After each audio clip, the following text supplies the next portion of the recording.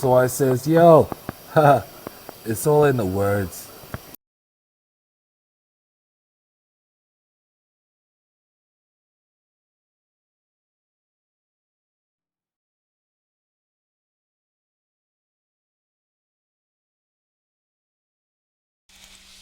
Boy, boy, oh boy. I I just recorded a video, and here I am maybe 30 minutes later, and I'm recording another video. Um I'm not posting these videos on the same day, but just letting you know. So anyway, this was going to actually be my first video, but the thoughts I was having um on the video prior to this one, they just, I don't know. I was more passionate about those thoughts and feelings and on that topic. But this topic right here has me a little curious because I DJ on this platform called Second Life. It's a 3D PC platform, and I like to. Well, it's not the thing of like to. I feel it's a must that any hip hop that I play, I want to make sure that they're not calling each other the N word or the B word, or they're not, and I don't want them to promote violence. I don't want to glamorize it. Let's put it like that. I know that in somebody's life, they might go through some violence, and they turn it into a hip hop song. But I searched for newest rap songs 2023, and the reason why I did that is because I just I heard about a hip hop a rapper that I didn't know anything about, named Pooh Shiesty. And when I went to go listen to, or as I was listening to his music on his first song, I heard a bunch of, no, I ain't gonna say I heard a bunch of, I stopped the first song and I searched for clean songs, meaning, somebody edited out the cussing and all that shit. So his lyrics are full of gunplay. On one hand,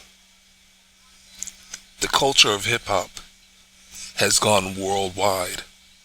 The picture of that young man right there is King Von. He was killed, and the crazy thing about it is, I ain't gonna say crazy thing about it, but one of the things about him is that he was glamorized for his storytelling and his hip hop lyrics, and mostly on the point that he killed several people that he ended up rapping about. And it's like, are you for real? You know what I'm saying?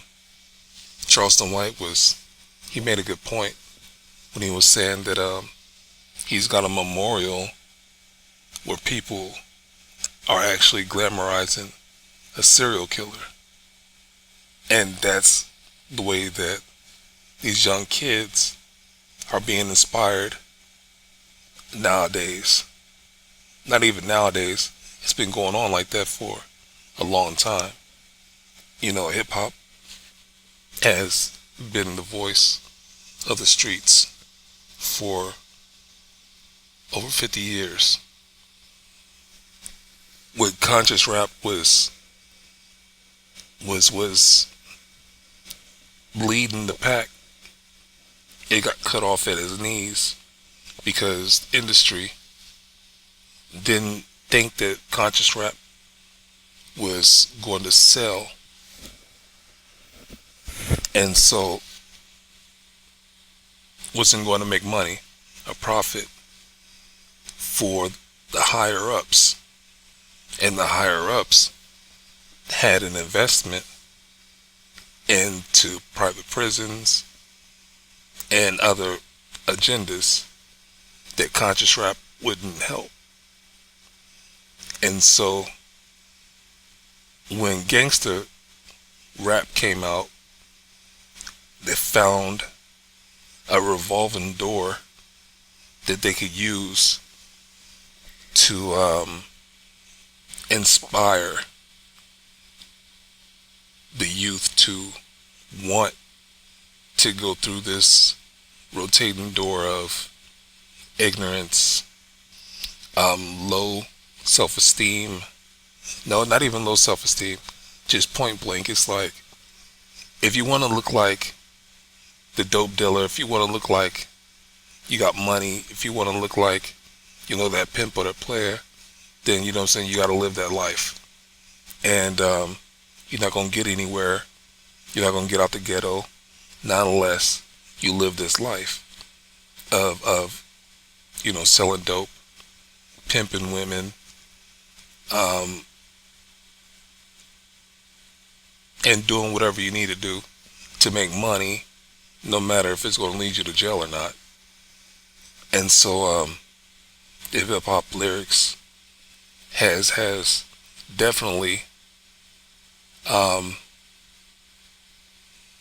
done a lot of damage to a lot of people as far as their mentality goes. For me to be a DJ, I have to, and I say I have to because I feel like it's my responsibility to play music. It's going to keep the attention span of folks, either lyrics or through the beat. But also, I don't want to play something that I don't feel good playing. And I don't feel good listening to people talking about killing each other, glamorizing violence and drug dealing and all that shit. That's not my cup of tea. It's kind of like listening to twerk music. That's not my cup of tea either. You know what I mean? So it's for me to listen to music, it's like, I have to pick and choose what I'll listen to. This whole topic of I wonder who's who's rapping about what, is because when Charleston White, mentioned Pooh Shiesty and 21 Savage, I was like, yo, I want to know what they're rapping about. And so when I go back to when I said crazy twist is, what I wanted to say is that hip hop and rap music has gone global, or not gone, had went global a long time ago. So you got people all over the world rapping, and when you think about that, you gotta think about the people who do not use the N word or do not call each other the B word. And when you think about that, it's like listening to somebody from the Netherlands, listening to somebody from another continent, another country, from the UK, from Canada, somebody who's not even melanated, someone who's not even brown. You know what I'm saying? So it's like they don't even use it, because if they use the N word, you know what I'm saying, they're going to be shunned. They're going to be, basically be called a racist. So they can't make any money, sell records if they're, a racist. So it's like they're not going to use the N word. And most people in other countries don't call each other the B word either. So it's like, for me, I also have to look outside of my own culture to find music that don't use the N word or the B word or glamorize violence. But what I have run into is that you deal with people who rap about depression. There was a phase where people were talking about depression. It got rap and hip hop had gotten real dark because of the use of now I ain't gonna say because of the use of drugs, but it got real dark. It really did, and people began to talk about their mental issues or issues that they had seen from their friends. If they had a friend that died, committed suicide because of depression, it stuck to them in the way that they wrote a song about it and things like that. So it's like, wow. It's like, you remember that song, Stan, from Eminem, where he talks about a fan that he had that was contemplating suicide, and it's like, man, as much as I adore hip hop, it has to be channeled back to the level of consciousness where it takes on a responsibility of sending out a message to the listeners to create a positive change. I want to see who's really taking on a responsibility to their listeners. I gotta really see what's going on, but as far as ending this video with a message, it's like music plays a big part in a lot of people's lives. A lot of people listen to music when there is no one to talk to, and it's therapeutic. And when we are looking for mentors, when we are looking for answer to a burning question within our own selves, we turn to entertainment and most likely music.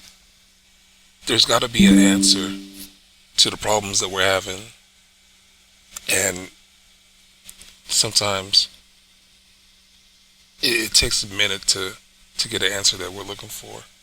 So anyway, I want to challenge you by asking you to be careful what you listen to.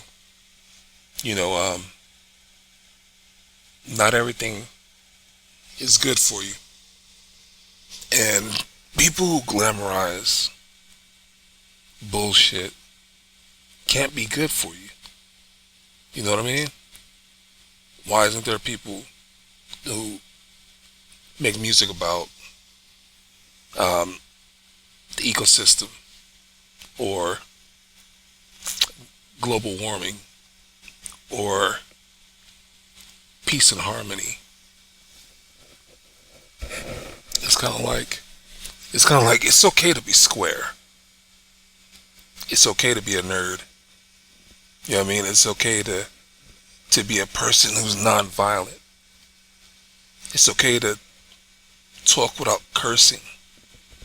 It's okay. No matter what society or our neighbors or the kids in school or the people in our workplace, no matter what they think about us, it's okay to be who you are if you don't fit into what the norm is. It's like, so what? Fuck it. 2 tears in a bucket. so much to say, and I don't want to waste your time. So